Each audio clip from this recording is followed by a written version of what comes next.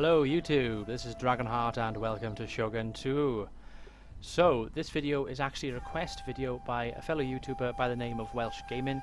He watched one of my Choso Kabe videos the other day and was slightly confused by how to play Total War games. So what I said I will do is create a tutorial video, upload it on my channel to help him out. But if there are anybody watching this video that are a little bit confused about Total War, then hopefully this video can benefit you as well. So, we're going to jump straight into a campaign and I'm going to go through all the fundamental things.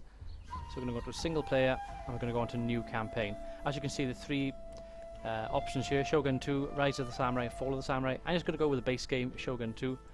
The other two are expansion packs which you can buy on the Steam store. And we're not going to do Choso Kabe because I'm doing a campaign with them currently. But we have loads of different factions. All Total War games have this screen, pretty much. Faction, it gives you the initial challenge, so Choso Kabe is given as easy. Province is 1, that's the province you start off with.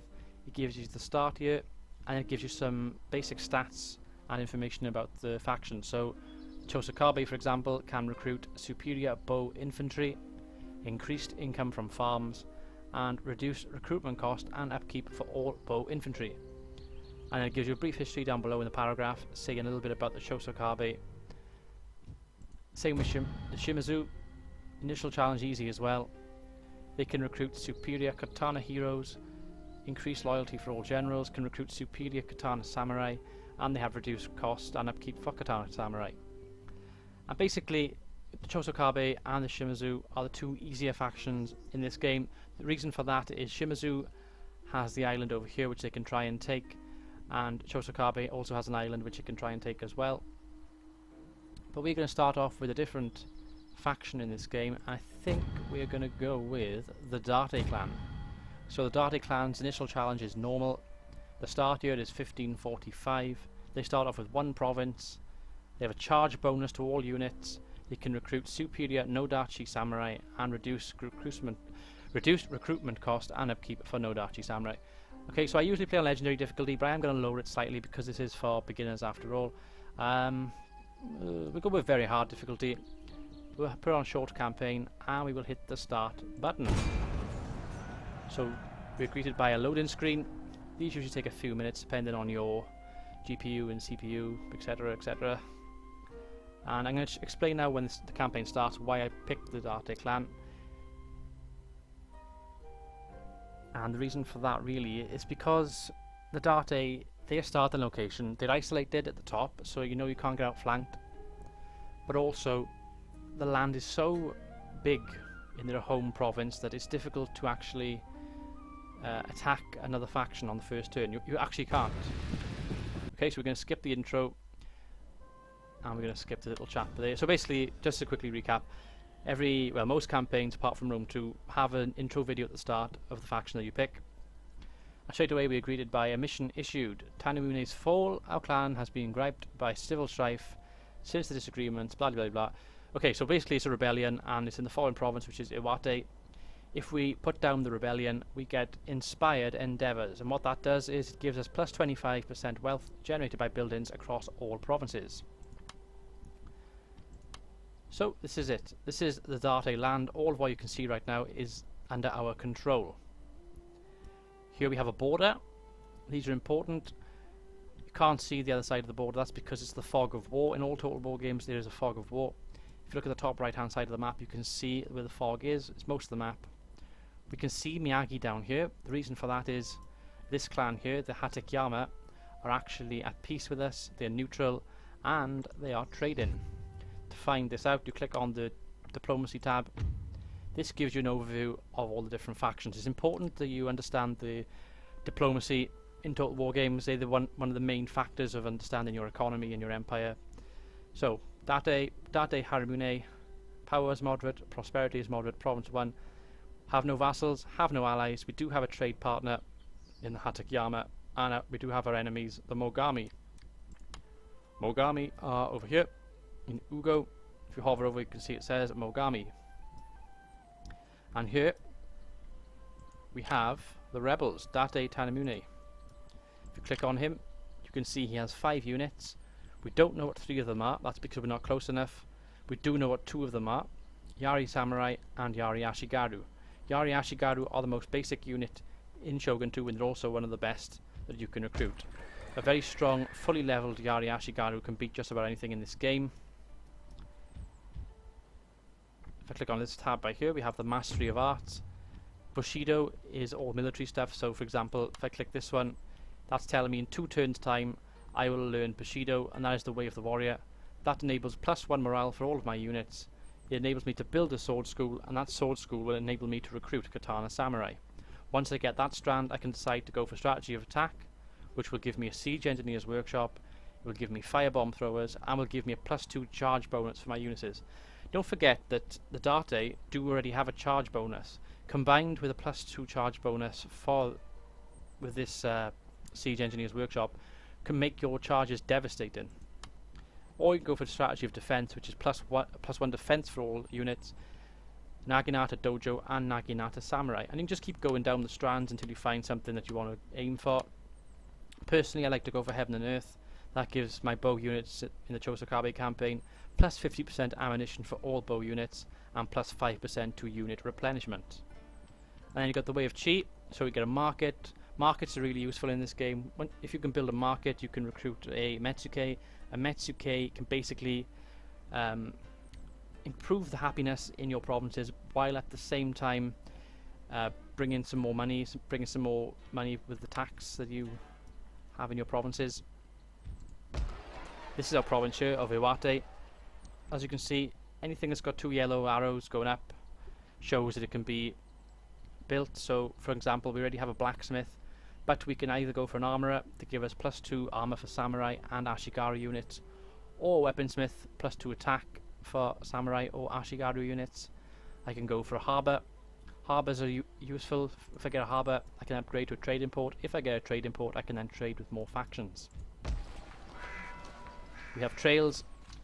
Want to get roads. Roads are important because +2% replenishment rate. A weakened unit will replenish much quicker if you've got better roads. We have rice paddles, or paddies I should say. Is it paddles or paddies? I can't even tell if it's an I or an L. I think it's L. My brain just farted. Anyway, rice paddles. These are important for food. On the bottom right hand side we have food. Zeros at the moment, that's okay. Want to try and get out the plus, especially when you start taking over provinces all over the map. It's vital that you improve your food. Clan income, so we're currently making 1089 koku, and we currently have 2000 in our treasury. We can of course increase that, so we can put our taxes with this tab, the finance tab, up to very high, and as you can see, the money just gone up. Put it very low, the money goes right down. Of course, if you put it high or very high, people get unhappy. More taxes mean more unhappy people, so we must keep that in mind when you're playing this game. And also on the finance tab as well, it shows you what my tax is bringing in, so it's 450, and my trade with the Hatakeyama is bringing in +100 so far.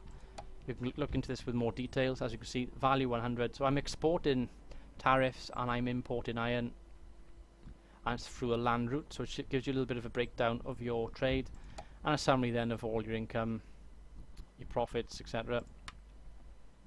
Clan management's important, so this is basically an overview page. So we have the victory conditions here.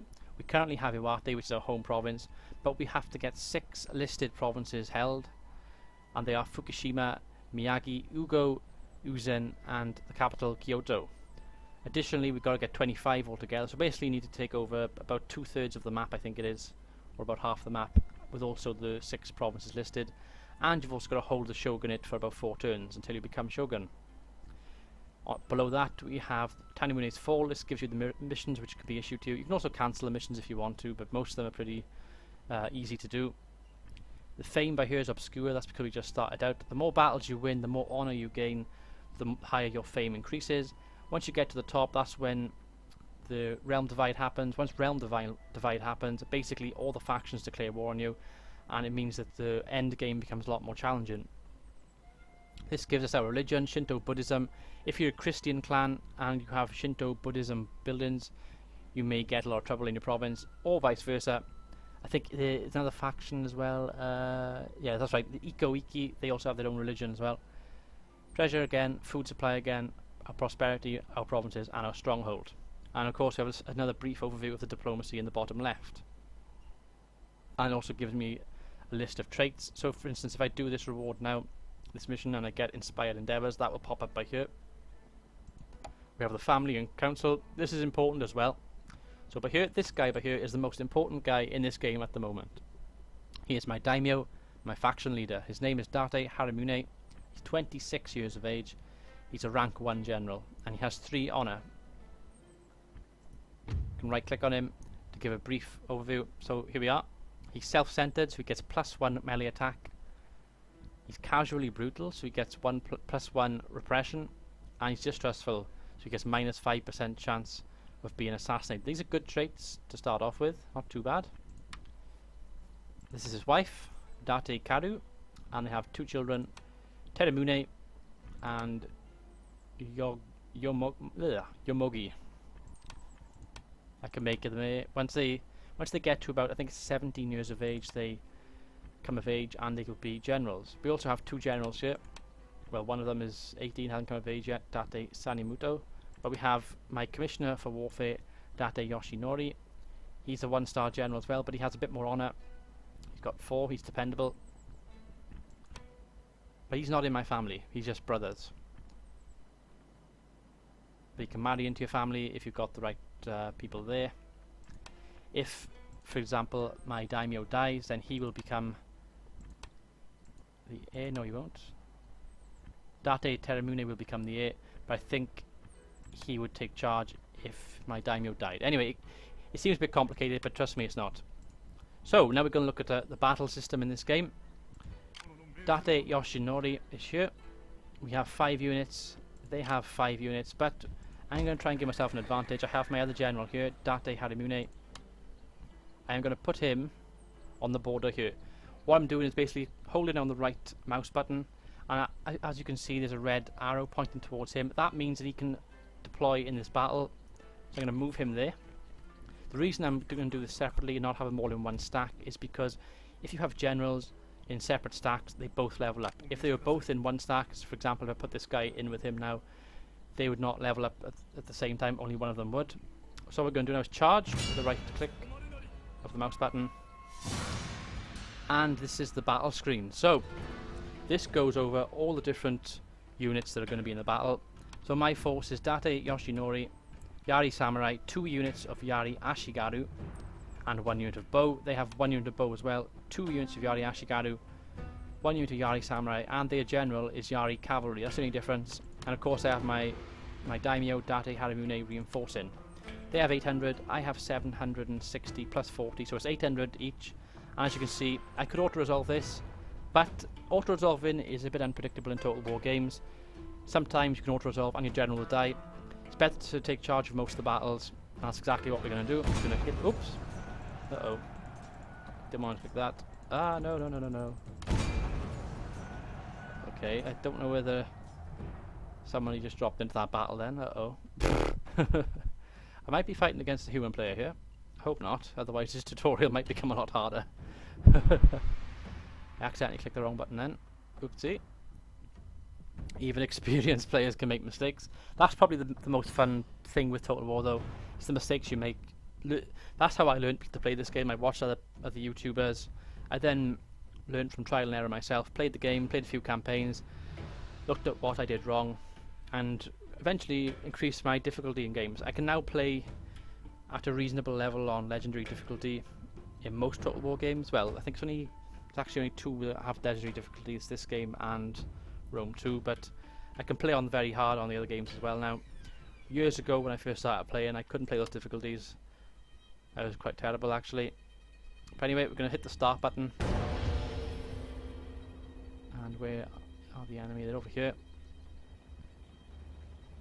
Can't tell if this enemy is controlled by the human players or not. I don't think they are. I think we're okay. Quite funny the mistakes you make. Anyway, this is my unit shirt. Date Yoshinori. I want to keep him alive in this battle. Just drag him over there. And of course my general over here reinforcing. We're going to bring him nearby as well. I'm going to have a quick look at our units. So, Yari Ashigaru, this is what they look like. They will probably be the backbone of your army in most of your Shogun 2 campaigns. Have a quick look at the detail in here.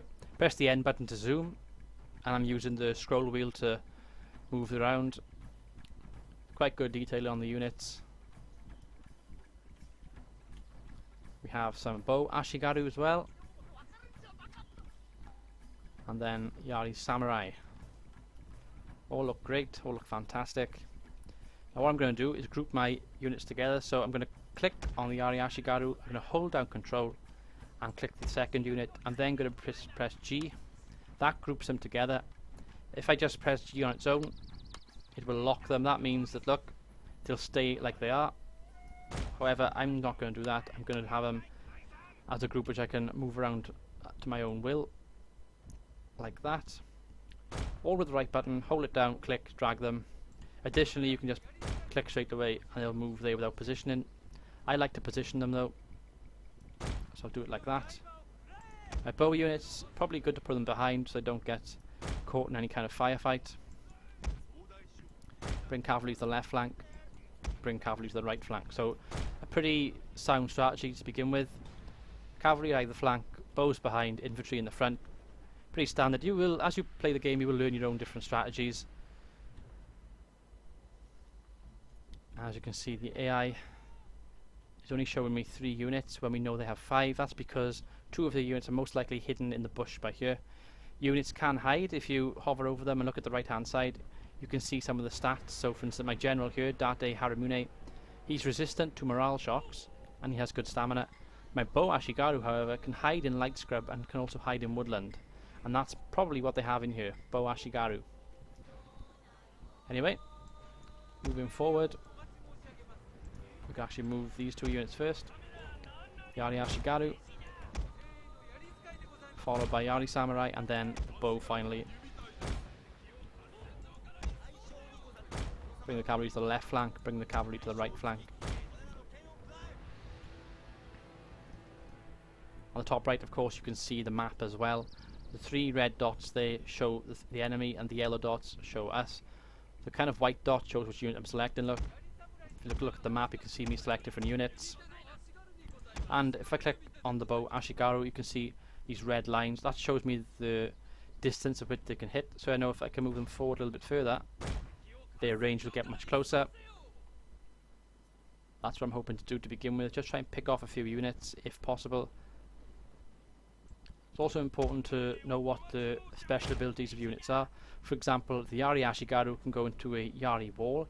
This is very formidable against full-on charges, and as you can see, the enemy is now starting to come towards me.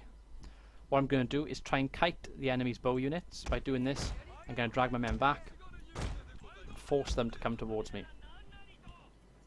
By doing this, I'm making sure the enemy is far enough away from its reinforcements so I can get a clean charge in it and take it out. Don't forget, the Date does have a very good charge bonus. It's something you want to try to utilise as often as you possibly can in this game.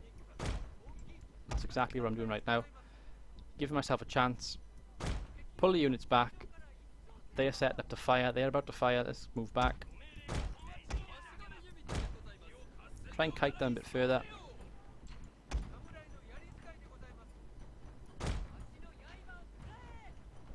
And again, they're moving forward. They've taken the bait. They're moving away from their reinforcements. The AI can sometimes be exploitable in this game. That's kind of what I'm doing right now. I'm exploiting the AI to come forward towards me. I can keep doing this all day. They haven't got a single shot on me yet. All I'm doing is dragging my units about. And soon, I think now probably would be a good time to go for a charge on the bow Ashigaru with my general. So here you go, Date Haramune. He's going to charge in. And I'll keep this down, the mouse over his unit card, and you'll see how many kills he gets. Oh, he's getting shots away. Damn it. So he did get a shot away, but look at this. Flashing straight away, wavering. I caught him cold, and they've gone. They shattered straight away, and now the enemy can react. So we're going to react quickly as well. Bring our units forward. The general's going to get some kills. Probably wise to bring him out now. Probably wise to bring my men back in as well. Close ranks. Get as close as possible. and it looks like they're not going to come and charge me. That's okay. Going to push right up in their face. Now, they have no bow unit, so I know I can charge my bows in, take some shots on them without fear of losing men. So far I've lost 3 men, that's all. Not bad, although it was possible there to not lose any.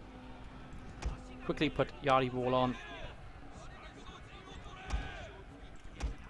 Try and attack cavalry here. And pull the bow units back quickly as well. I've caught the cavalry. The Yari cav's been caught, that's good. Yari amazing. Bring the Yari samurai up. Close ranks.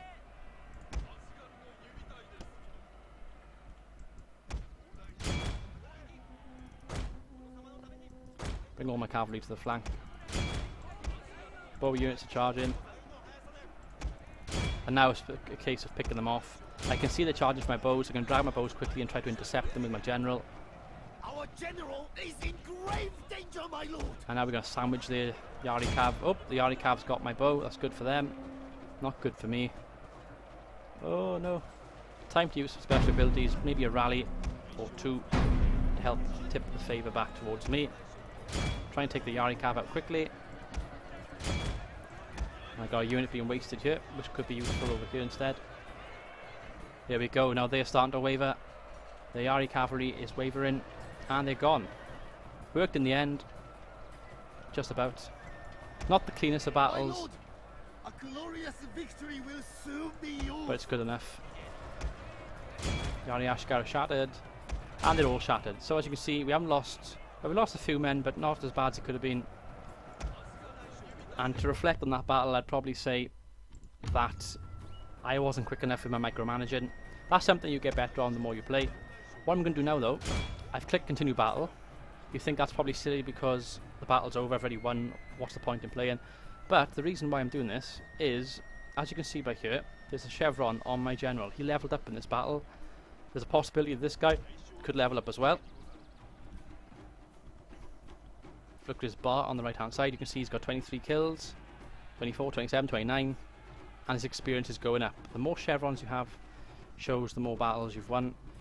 It helps increase your stats. As you can see, my charge bonus now got a little bit of a green dot by it. It means my charge bonus is even better now. I think that'll probably do for this battle, so I'm going to click the escape button and quit battle. Close victory. As I said, it could have been a lot better on reflection, but I got the job done in the end, and that's all that really matters, really.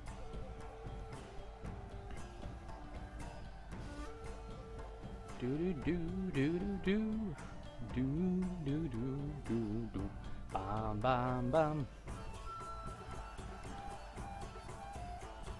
And the good thing with Total War as well, you get these nice little messages on the bottom of the screen in the loading screens usually.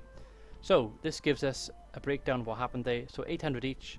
I lost 228, they lost nearly 500, I got nearly 600 remaining, they got 309 remaining, so I didn't kill them off completely, which is a shame. They escaped because I didn't kill enough of them, means I gotta deal with them again.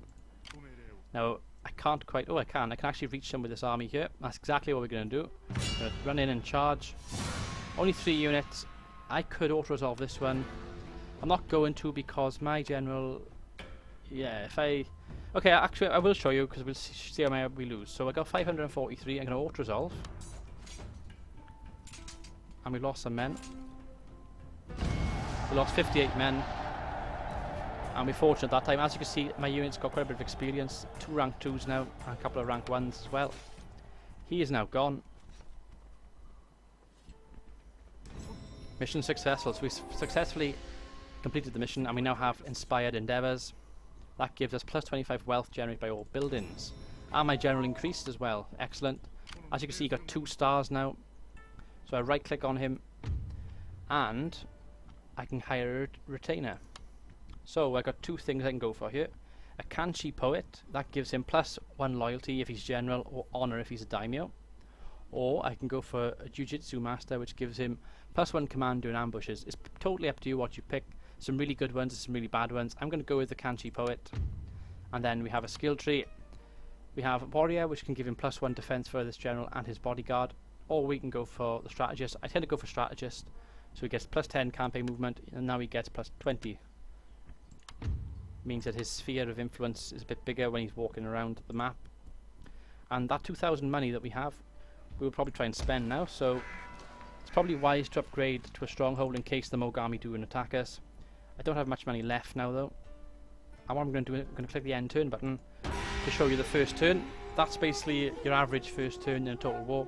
Some people think about the turns on a dramatic level and they nitpick at everything and won't click the end turn button until they're happy with everything. Some people like me tend to be more lax with what they do on the campaign map. Like, I could have probably checked quite a lot of things then, been a bit more thorough, but I decided not to. And now it's probably a good idea to go on the offensive. Now what I can do is go right up to the border, and by going to the border I can see what's in the province by here. If I cross the border, however, I won't replenish. If you look by here now, can't be replenished. Go back to my side, back to replenished. I'm also going to bring my general right up as well to reinforce in case we get attacked up here. We're just going to sit on the border and attack them. I think their province is up here, so that building is. And Iwate can now be upgraded, I think, as well, so probably want to get some roads as well. And then if we click on the diplomacy tab, we'll see if we can get any kind of alliance, maybe. Greetings. It is always Now, this is where you might be able to exploit the enemy. Friends. Come to take tea Maybe and not. talk of many things. 500 we'll try. Sometimes you can get money out of your enemy. We're just going to try and see if we can get something out of them at all. So as you can see, we can get 100 koku. That seems fair. And there we go. So now they're military allies. If I end this alliance at any time, I will suffer diplomatic relations with other clans. And they're very friendly towards me now. If I hover over where these carts are, these people are, it shows you the value of the trade. So 192 and 102. So I'm getting the better deal there. I'm getting a lot more than they are. Nearly 100 more. And of course there's naval battles as well, but I'm not going to go into the specifics of naval battles in this episode. There's trade nodes up here. Trade nodes are good. Basically, if I upgrade my harbour, my coastal village to a harbour, and then a harbour to a trading port, I can recruit trading ships. Basically, with those trading ships, I can drag them up here, pop them on by here, and trade. On the map up here, you can see there's a lot more. There's trade with the Jurchen tribes for war horses. There's Korean Kingdom. There's the Chinese Empire, the Annamese warlords, and Indonesian sultanates. So you can trade with different people, and then you basically get the same thing. You get a line going all the way to your port, which would be here, and if you hover over that line, it shows you how much you're making, how much you're exporting, etc. I'm going to click end turn again, see if the Mogami attack us this turn. As we go through the end turn phase, and they didn't attack us. Art mastered way of chi, so we finally have that now, and we're automatically going to study Zen. If you're not happy with that though, you can obviously change it. Mission issued, so now they're saying capture a province belonging to the following clan, the Mogami. If I do that, I will have dreaded force, which gives me fear in enemies, and it reduces their morale. That's a good thing to go for. I'm going to see how far we can travel with my general. So go this far, then we go this far. I don't think we can go much further, but what we can do is if I put my cursor here, it shows a little tree underneath it. That shows that I can lay an ambush. So that's exactly what we're going to do. He will automatically go down now like that. Might put my general just behind him as well. Like so. Now he's not in ambush mode, so he's sticking out like a sore thumb. But if someone does come down here to attack me, they'll get sprung with an ambush before they get to me. Great clan has been destroyed, the Tokugawa.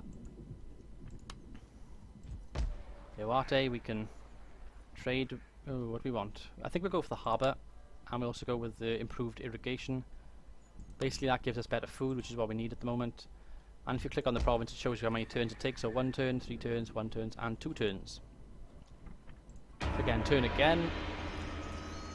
The next thing that I think should be the seasons. If I've calculated this right, we should be in winter right now on the next turn. Let's see. Yes, we are. Food shortage, Iwate. So as you can see, there's a food shortage now. -1. Because we've built the stronghold, we get another slot we can build things in. So I can now go for a Yari drill yard if I want to get some Yari Samurai or Date Bulletproof Samurai. A Sake Den, which is good for province happiness and can also recruit ninjas. The stables, what I like to go for, and that's exactly what I'm going to go for here. Archery Dojo for Bow Samurai and the market for the Metsuke. I'm going to go with the stables so I can get war horses. And now, as you can see, my army is suffering from attrition. That's because I'm on an enemy territory and I'm not close enough to my home province. Therefore, I suffer attrition. My men start to die, which isn't good. I'm not going to bring my man forward and try to attack. And as we can see, Ugo is here. Only 4 units are in there. Just going to settle my general down there. Like so. He's going to lay an ambush. Got 2 ambushes nearby. Only problem is they might spot me over there. And of course I'm going to lose men this turn as well, because of the attrition.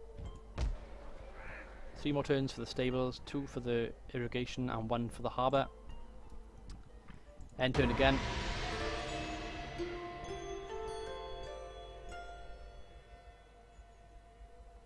And I think I'll probably make this the last turn now in this tutorial. And the Mogami have gone straight past me. They've made a big blunder. So the AI can do stupid things sometimes. On Legendary, they don't tend to do that many stupid things, but as you can see on the lower difficulties, it can sometimes be the case. So what we can do basically is attack Ugo. And as you can see, they've only got 1 unit there. I can basically auto-resolve this battle, which I will. Auto-resolve. And victory. We only lost 9 men. That was a good auto-resolve for us. And we can peacefully occupy Ugo. We could loot it as well, but we get -15 public order. If I peacefully occupy him, we just get the -7 instead. We get Dreaded Force as well for 6 turns. I can double click Ugo, and if I want to reduce the unhappiness, I can exempt them from tax, although that still doesn't get me out of the water. The best thing to do is try and build some buildings here. So for example, the fort is damaged. I'm going to repair this for a cost of 19 koku. I can then go for some improved irrigation again to give me more wealth and more food. Some roads for better replenishment, coastal village, and they have a quarry this time, so a different building, and that can be upgraded to a stonemason. But we're going to go for the improved irrigation, and we're also going to build it's got a market so I can get the Metsuke. Now the Mogami, if that was their last settlement, would be obliterated, but as you can see they're still here. That's because they actually start off with 2 provinces and they have Uzan down here. So our aim in this campaign would be to hold them off here at Ugo and then go down here and take Uzan. But anyway, I think I've covered pretty much most of the basics. If there is anything else that you want me to cover, let me know and I'll do a follow-up video. I hope this helps you, Welsh Gaming, and I hope it helps anybody else that is a beginner to the Total War franchise. I've been Dragonheart, hope you've enjoyed, thank you for watching, and goodbye.